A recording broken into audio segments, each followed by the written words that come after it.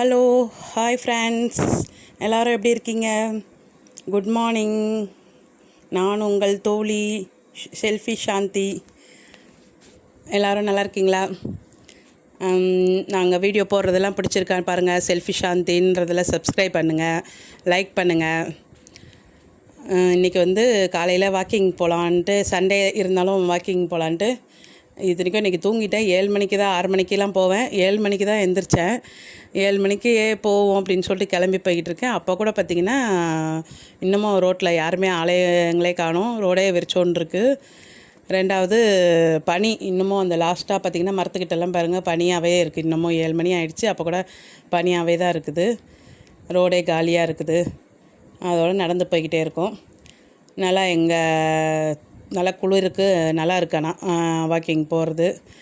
எப்போயும் வண்டியில் போயிடுவேன் ஒரு நேரத்துக்கு, ஆக்டிவாவில் போயிட்டு பார்க்கில் போயிட்டு நடந்து போவேன். இன்றைக்கி வண்டி கொஞ்சம் ரிப்பேரு, அதனால் நடந்தே போவோம் வீட்டிலேருந்தே அப்படின்னு சொல்லிட்டு நடந்து போயிட்டே இருக்கோம். நிறையா வீடுங்க. ஒருத்தவங்க தண்ணி எடுத்துகிட்டு போகிறாங்க, ஒருத்தரும் அவரும் வாக்கிங் போய்கிட்டு இருக்கார் எதிரில்.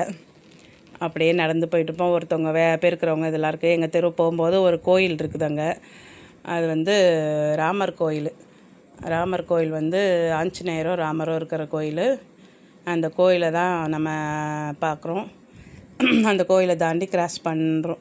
ராமரும் ஆஞ்சநேயர் சேர்ந்த ஆஞ்சநேயர் ராமர் கோயில் அப்படின்னு சொல்லிட்டு இருக்கும். இந்த பாருங்க தான் இருக்கார் பூசாரி, அங்கேருந்து வராரு.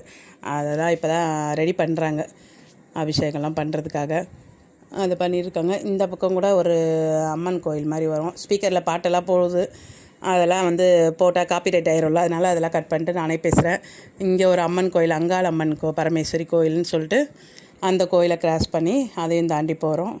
இங்கே ஒரு மளிகை கடை, ஏதாவது பால்லாம் வரும்போது வாங்கணுன்னா வாங்கிப்போம். அதே மளிகை கடை வந்தோன்னா அது ஒரு 2 தெரு மாதிரி போகணும். இது ஒரு தெரு.